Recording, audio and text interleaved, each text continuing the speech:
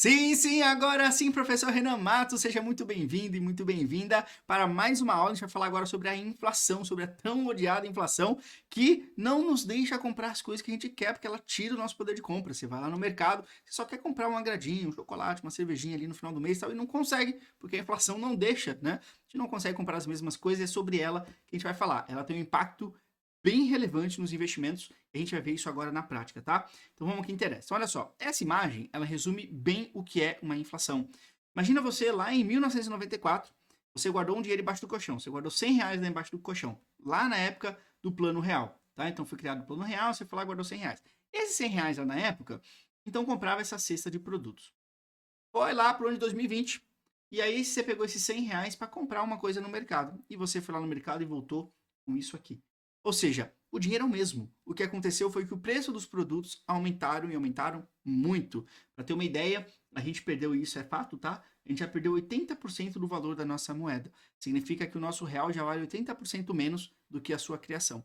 E, fora o fato, a gente já está na 10ª moeda aqui, né? Que a gente já passamos por 10 moedas diferentes. Ou seja, né, muitas nem viveram para contar a história, porque realmente a inflação vem e vem com tudo, tá? Então é a primeira moeda que ficou, é, podemos considerar um pouco mais estável, mas também não sabemos até quando a gente consegue manter esse nível, né? Vamos lá. Enfim, então a inflação, ela tem esse poder corrosivo de tirar o nosso poder de compra. Às vezes, a gente tem uma rentabilidade de investimento, e aí que vem a influência da inflação de um modo negativo, né? Onde você tem uma rentabilidade bacana, e às vezes a inflação foi lá e comeu mais do que a rentabilidade que a gente teve no investimento. Hoje, no Brasil, a gente tem os dois principais índices de inflação, o IPCA e o IGPM. Não precisa se apegar aqui em letras, em códigos, não decorar nada, tá? A ideia é a gente entender mais aqui. O IPCA é considerado o nosso índice oficial de inflação, então é ele que a gente usa como referência. O IGPM é mais utilizado para atualizar contrato de aluguel, inclusive é a inflação dos aluguéis, né, a gente chama assim, e também é mais uma questão que envolve um pouco o atacado, tá? Um pouco não, envolve o atacado, enfim, uma questão de dólar para importação e exportação, quem mexe mais com isso também acaba usando ali o IGPM como uma das referências, tá? Então, são os dois principais índices de inflação que a gente tem. O IPCA, e aí é importante a gente entender isso também. O que é o IPCA? Você vai ter lá uma cesta de produtos, gasolina, vestuário, alimentação, enfim, você vai ter um monte de produtos lá. Cada produto vai ter um peso específico. E depois que se faz essa média ponderada aí dos pesos pelos produtos, se acha então quanto que foi a porcentagem de inflação. Mas essa porcentagem, ela não significa que só pelo fato de ter aumentado o preço da banana aumentou a inflação. Às vezes a banana aumentou de preço porque aconteceu algo na plantação, porque deu algum problema pontual. O aumento de inflação é quando você vê um aumento geral dos preços, está tudo aumentando de preço, e aí sim a gente sente na pele o que é inflação. Lembrando também que cada família pode ter uma inflação diferente. Então, a minha inflação da minha família pode ser um pouquinho maior ou um pouco menor do que a inflação média Brasil. Por que isso? Porque às vezes eu gasto muito mais com gasolina do que a média das pessoas. E aí faz a minha inflação subir um pouco. Então depende também do consumo de cada pessoa, tá? Bacana. Entendido isso, vamos mostrar na prática aqui então como é que funciona a inflação. Olha só. Se eu pegar lá de 3 de 2019 até 3 de 2021, nós tivemos então uma aplicação de R$ 10.000, e a inflação durante todo esse período foi de aproximadamente 11.042. Então foi uma inflação que foi bem relevante e que, ao mesmo tempo, quando eu olho um investimento como, por exemplo, a poupança, a gente teve um rendimento no mesmo período de aproximadamente 5,91%. Isso durante esses 2 anos, tá? Ou seja, aqui eu vou ter R$ 10.591.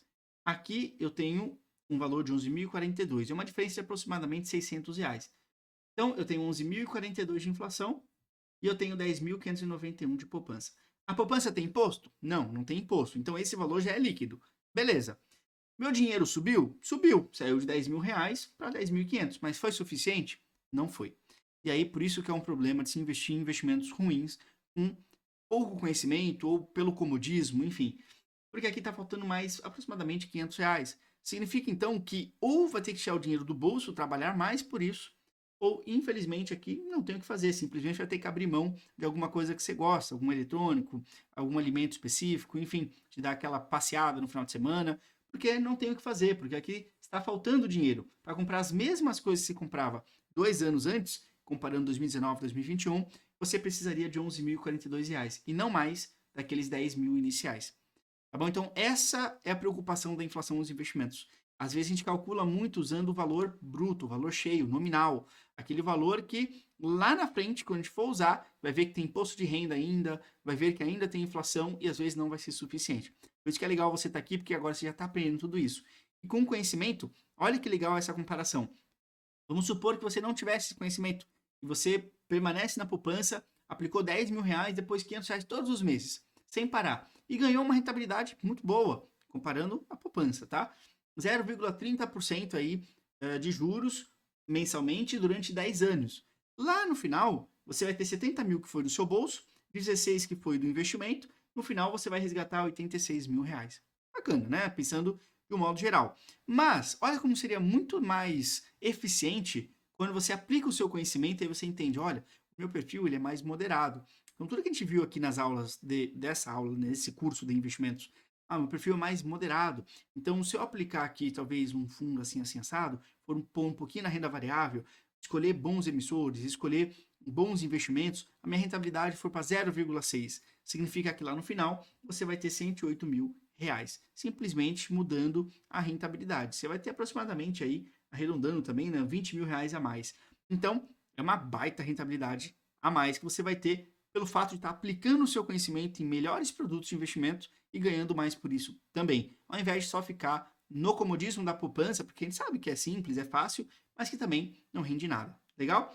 Na próxima aula a gente vai falar sobre renda fixa e renda variável, mas sobre inflação, estes são os principais itens. A gente viu muita coisa sobre rentabilidade na última aula e estudamos, fizemos bastante conta ali sobre o uso da inflação nesse meio tempo, né? Então, não se esqueça, a inflação ela corrói nosso poder de compra, é extremamente importante colocá-la também nos nossos cálculos, fechou? Então, essa é a inflação, IPCA sendo o principal índice que a gente utiliza, IGPM mais para aluguel, e estamos aqui então entendendo que a poupança não bate a inflação já há um bom tempo, e você tem certeza que já vai pensar diferente. Fechado? Te vejo lá na próxima aula, um abração!